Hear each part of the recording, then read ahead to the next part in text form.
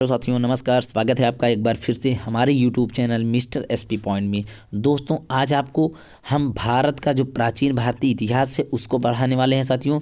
जैसा कि आप लोग जानते हैं, बीए सेकंड ईयर वालों के मैंने जो प्राचीन भारतीय इतिहास में पूरा गुप्त वंश पढ़ा दिया है। अलग अलग शासकों पर अलग अलग वीडियो लाया था छोटा छोटा। उसके बाद गुप्त और वाकाटक संबंध बता दिया था। उसके बाद हम चल रहे हैं वाकाटक राजवंश में। वाकाटक राजवंश का इसके पहले वाला वीडियो आप लोग देख चुके होंगे। जो नए हो वो जा करके हमारे प्रोफाइल खोलें, वहाँ से प्लेलिस्ट में जाइए और प्लेलिस्ट में से वाकाटक राजवंश का पहला वीडियो देख लीजिए। आज हम वाकाटक राजवंश के दूसरा वीडियो का देखेंगे। इसमें पढ़ेंगे हम लोग प्रधान शाखा, जो कि दक्षिण भारत 600 ईस्वी तक वाकाटकों का शुरुआत हुआ था। पिछले वीडियो में साथियों हम लोगों ने वाकाटक का जो शुरुआती थी, वाकाटक का जो साक्ष्य के, वाकाटक की उत्पत्ति के अभिलेख कहाँ कहाँ मिले उन पर बात किए थे बहुत विस्तार तरीके से। वार्षिक परीक्षा के लिए बहुत इंपॉर्टेंट है।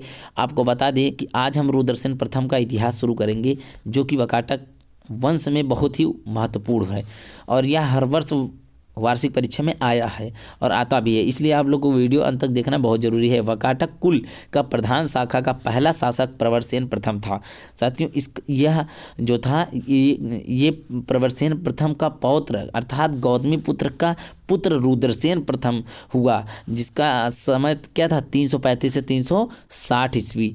साथियों आपको बता दें, यह जो था वह पद्मावती की, कौन साथियों, पद्मावती, नाम याद रखिएगा, पद्मावती के भारसिव नाग शासक भगवान की कन्या से, भवनाग की कन्या से उत्पन्न हुआ था। जो भवनाग है इसकी कन्या से उत्पन्न हुआ था और अपने नाना भवनाग की सहायता से उसने अपने दो चाचाओं, कहने मतलब अपने दो विरोधी चाचाओं को जीत लिया था, परंतु सर्वसेन को पराजित नहीं कर सका। उसके बाद साथियों क्या हुआ, जब यह प्रवरसेन प्रथम यह जब अपने नाना की सहायता से अपने दो चाचाओं को जीत लिया, उसके बाद यह सर्वसेन प्रथम को पराजित नहीं कर सका और रुद्रसेन भगवान शिव का अनन्य भक्त था। कहने मतलब जो रुद्रसेन था भगवान शिव जो थे उनकी अनन्य भक्त था, बहुत ही अवघड़ भक्त कह सकते हैं। और संभव है कि अपने नाना भवनाग के प्रभाव से ही वह शैव को हो गया, कहने मतलब शैव हो गया। और वाकाटक अभिलेख में उसे महाभैरव का उपासक बताया गया। शैव मतलब वह शिव के समाधि हो गया, वह मृत्यु उसकी हो गई, कहने का मतलब वह शिव में समाहित हो गया मृत्यु के बाद। और उसे क्या कहा गया, महाभैरव का उपासक बताया गया और उसके सम्राट होने का सही से पुष्टि नहीं होती है। और बता दें आपको, अल्तेकर महोदय के अनुसार, अल्तेकर एक प्रमुख विद्वान है, प्राचीन इतिहासकार हैं। इनके अनुसार क्या है, यह इस बात का सूचक है कि उसने वाजपेयी यज्ञ का अनुष्ठान नहीं किया होगा। कहने का मतलब जो अल्तेकर है इनके अनुसार यह मतलब पुष्टि की गई है कि यह उस जो प्रवरसेन प्रथम था यह वाजपेयी यज्ञ का अनुष्ठान नहीं किया होगा, यह कहते हैं, लेकिन कुछ इसमें कन्फर्म नहीं है। साथियों आपको बता दें कि आप हमारे साथ जैसे ही पूरे प्राचीन इतिहास यदि पढ़ रहे होंगे तो आप लोग मिस्र की सभ्यता जो पढ़े होंगे, पूरी मिस्र का हमने इतिहास बताया। मिस्र का राजनैतिक जीवन, मिस्र का आर्थिक जीवन, मिस्र का सामाजिक जीवन, मिस्र की बौद्धिक उपलब्धियाँ और मिस्र का जो विस्तार हुआ, उन सभी पर एक एक वीडियो बनाया है साथियों, जो कि वार्षिक परीक्षा में मैंने दिखाया भी, आपको बताया भी कि किस प्रकार से क्वेश्चन बनते हैं। मेसोपोटामिया की सभ्यता पढ़ाया, सुमेरियन सभ्यता पढ़ाया। तो आप लोग वहाँ पे समझे होंगे कि बहुत सारे इतिहासकार का मतभेद हैं, उनके मतों में भेद है। कहने का मतलब कोई इतिहासकार कुछ और बताता है, कोई कुछ और बताता है, इसलिए इतिहास में बहुत ही ज़्यादा स्पष्ट रूप से कहीं कहीं कुछ चीज़ें नहीं मिली हैं। तो इसलिए कई विद्वान जैसे अल्तेकर महोदय कहते हैं यह वाजपेयी यज्ञ नहीं किया होगा, तो यह कन्फर्म नहीं है किया है या नहीं किया है, कोई साक्ष्य नहीं है। आपको बता दें, यदि आप लोग पुराना वीडियोज़ ना देखे हो जो हमारे यूट्यूब पर कुछ दिन पहले पढ़ाया जा रहा था, मिस्र की सभ्यता पूरी बताई गई है, मेसोपोटामिया, सुमेरियन बताया गया है, अभी बेबीलोनिया भी 1-2 दिन में अपलोड हो जाएगा। और आपको बता दें, कुछ छात्र छात्राएँ जो हमारे साथ परमानेंट हमेशा के लिए बने हुए हैं और मेरा वीडियो का इंतज़ार करते रहते हैं, उनको बता दें वे बिल्कुल परेशान हो। अब उनका यह जो प्लेटफॉर्म है उन्हीं के लिए बना हुआ है।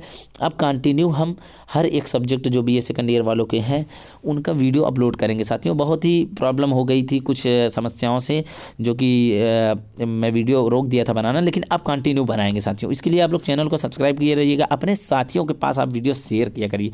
जो आपके साथी हैं जिसका आपका ही वही सब्जेक्ट हो, तो उनके पास इस लेक्चर को जरूर शेयर करिए। इतना हमारे लिए आप लोग योगदान दीजिए बस साथियों। आपके लिए हम बने हैं। अभी आपके लिए अनसॉल्व सॉल्व कराने वाले हैं बहुत ही जल्द। जैसे ही पेपर की डेट आ जाती है, ऑनलाइन और ऑफलाइन दोनों माध्यम से, चाहे जिस प्रकार होगा, मैं सॉल्व कराना शुरू कर दूंगा। तो आप लोग इस इंतजार में रहिए और हमारे चैनल से बने रहिए।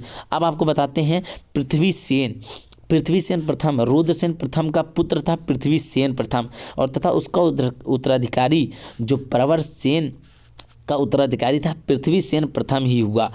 ये इसका समय जो था 360 से 385 ईस्वी तक शासन किया था इसने, और उसका शासन जो था शांति और समृद्धि का शासन था। बहुत ही शांति और समृद्धि का शासन था। ज़्यादा मार धाड़, कहने का मतलब ज़्यादा उपद्रव नहीं हुआ, बहुत ज़्यादा युद्ध ना किया, बहुत शांतिपूर्वक यह अपना शासन साम्राज्य बिता दिया। और बता दें, वाकाटक लेखों में उसे अव्यक्त, पवित्र और धर्म विजय कहा गया है। किसको? इसके पुत्र पृथ्वीसेन को। प्रवर सेन प्रथम का पुत्र पृथ्वीसेन, जिसका शासनकाल 360 से कितना 385 ईस्वी तक था।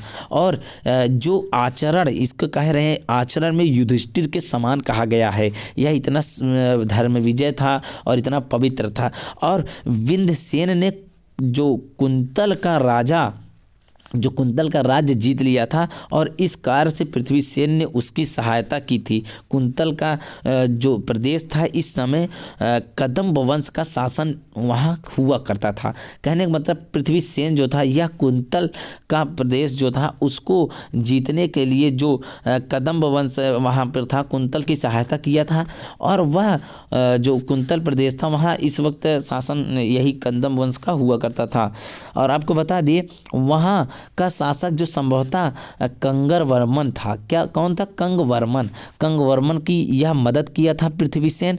कुंतल का जो कुंतल राज्य का प्रदेश था, उसकी विजिट करने के लिए कंगर वर्मन का पृथ्वीसेन मदद किया था। और इस विजय से दक्षिण महाराष्ट्र के ऊपर वाकाटकों का अधिकार हो गया था।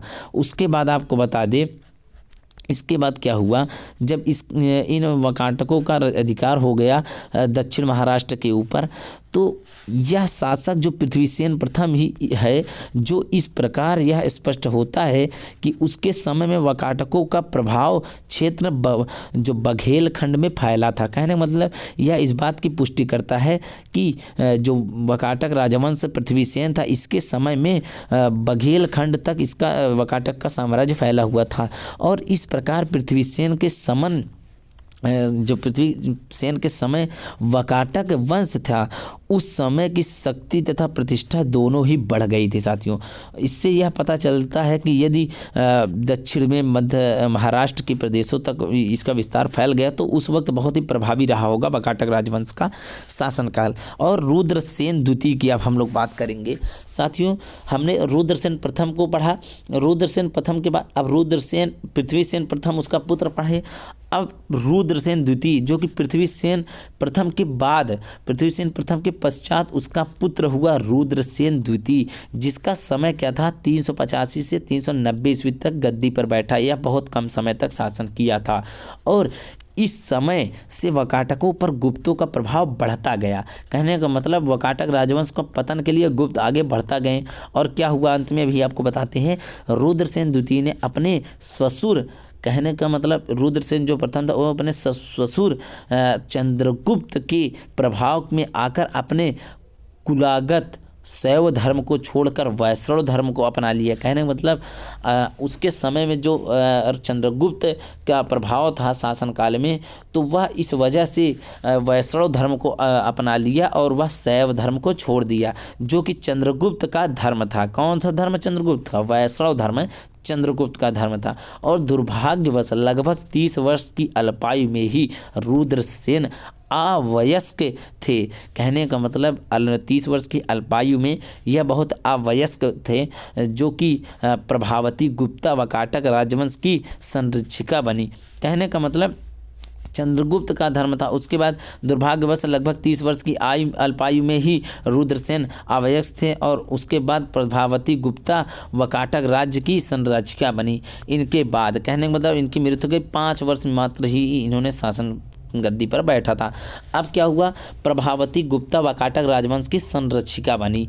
उसके बाद क्या हुआ, प्रभावती जो गुप्ता थी उनके संरक्षण काल को हम लोग पढ़ेंगे। तो देखिए साथियों, कहा जाता है कि जो प्रभावती गुप्ता थी उनका अल्पायु में ही अनुभवहीन थी। इसका मतलब यह है कि वह अल्प आयु की थी। 30 वर्ष क्या होता है साथियों, बहुत ही बड़े साम्राज्य को संभालने के लिए, तो वह अनुभवहीन थी। अनुभवहीन का मतलब उनको अनुभव नहीं था ज़्यादा, तो इसके बावजूद उसने वाकाटक राज्य की संचालन बड़ी कुशलता से किया। इसके बावजूद उन्होंने अपने तरफ से जितना हो सका वाकाटक राजवंश की बहुत ही कुशलता से संचालन किया और जो प्रशासन था उसके कार्यों में उसने अपने अनुभवी पिता की अवश्य ही पर्याप्त सहायता मिली होगी। कहने का मतलब उनके जो अनुभवी पिता थे उनकी अवश्य उनमें सहायता मिली होगी। इस वजह से उन्होंने अच्छे ढंग से शासन सत्ता को संभाला था। और इस समय चंद्रगुप्त द्वितीय ने गुजरात और कठियावाड़ के शक राज्य पर चढ़ाई की। इसी समय चंद्रगुप्त ने द्वितीय गुजरात और कठियावाड़ के शक राज्य पर चढ़ाई की और क्या किया, अपने पिता के इस अभियान में प्रभावती गुप्ता ने तथा धन के दोनों की मदद किया। कहना तो प्रभावती गुप्ता ने सेना तथा धन से दोनों ओर से मदद किया और तब क्या हुआ, मदद करने के बाद संभव है कि वाकाटकों तथा गुप्तों की सम्मिलित शक्ति, अब देखिए वाकाटकों तथा गुप्तों की सम्मिलित शक्ति ने ही शकों का उन्मूलन किया होगा। और प्रभावती गुप्ता के समय में वाकाटकों पर चंद्रगुप्त द्वितीय का प्रभाव अत्यधिक था। कहने का मतलब उसी समय में वाकाटकों पर चंद्रगुप्त द्वितीय का प्रभाव बहुत ही अत्यधिक था और यही कारण था कि पूना जो ताम्रपत्र मिला है अभिलेख, उसमें प्रभावती गुप्ता अपने पति गोत्र का उल्लेख न करके पिता के गोत्र का उल्लेख किया है और प्रभावती गुप्ता को इस अन्य महान कष्ट झेलना पड़ा। कहने का मतलब प्रभावती गुप्ता को एक अन्य महान कष्ट झेलना पड़ा कि उसने उनके जीवन काल में, उनके संरक्षण काल में ही उनके ज्येष्ठ पुत्र दिवाकर सेन और उसके जो दिवाकर सेन की मृत्यु हो गई और वह 410 ईस्वी, कहने का 410 ईस्वी तक वयस्क हो चुका था और प्रवरसेन द्वितीय के नाम से ही गद्दी पर बैठा था। साथियों, अब हम लोग देखेंगे प्रवरसेन द्वितीय। जो प्रवरसेन द्वितीय था इसको हम लोग देखें क्या शासनकाल, इसका समय क्या था, जो कि प्रवरसेन द्वितीय के नाम से गद्दी पर बैठा। इसके बाद साथियों अगले वीडियो में हम लोग मिलेंगे। इसके आगे के ज़्यादा लंबा वीडियो हो जाता है साथियों। आप लोग कहते हैं कि वीडियो लंबा होता है, अच्छा नहीं होता। कुछ लोग कहते हैं वीडियो एक ही वीडियो में पूरा समाप्त कर दीजिए, तो हम जैसा बेटर होता है उतना करके आप लोगों के लिए लाते हैं। तो आपको वीडियो अच्छा लगा हो साथियों, उपयोगी हो, तो हमारे इस वीडियो को बस आप लोग सभी छात्रों के पास शेयर करिए जिनका प्राचीन इतिहास सब्जेक्ट रहा हो। और भी अनेक विषयों के हमारे YouTube चैनल पर वीडियो मिलेंगे, आप लोग देखिए और ऐसे ही हमसे जुड़े रहेंगे तो आपके वार्षिक परीक्षा की तैयारी हम बहुत ज़बरदस्त करवा देंगे। साथियों वीडियो देखने के लिए बहुत बहुत धन्यवाद। मिलेंगे अगले वीडियो में, आज के लिए बस इतना ही।